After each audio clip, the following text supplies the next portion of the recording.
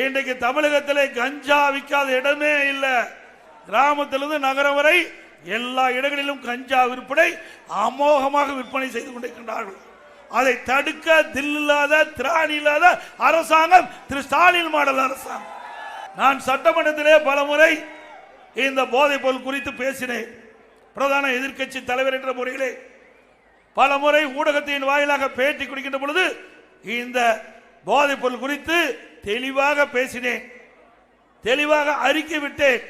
அப்பொழுதாவது இன்றைக்கு இருக்கின்ற முதலமைச்சர் இந்த போதைப் பொருளுடைய நிலையை அறிந்து நடவடிக்கை எடுக்கப்பட்டிருந்தால் இன்றைக்கு தமிழகத்திலே கொலை, கொள்ளை, திருட்டு, வழிப்பறிவு, பாலியல் வன்கொடுமை தடுத்து நிறுத்தி இருக்கலாம். ஆனால் இன்றைய முதலமைச்சர் அந்த அளவுக்கு திறமை இல்லாத ஒரு முதலமைச்சராக இருக்கின்ற காரணத்தினாலே இன்றைக்கு தமிழக காவல்துறை செயலிழந்து காட்சியளித்துக் கொண்டிருக்கின்றது. இன்றைக்கு தமிழ்நாடு ஸ்காட்லாந்து காவல் அதிகாரிக்கு இணையாக போற்றப்பட்ட காவல்துறை இன்றைக்கு திமுக ஆட்சியிலே செயலிழந்து இருப்பதற்கு காரணம் அரசியல் தலையீடு. அதிகார மையங்கள் காவல்துறை ஆட்டி படைத்துக் கொண்டிருக்கின்றன. இப்படிப்பட்ட ஆட்சி தொடர வேண்டுமா?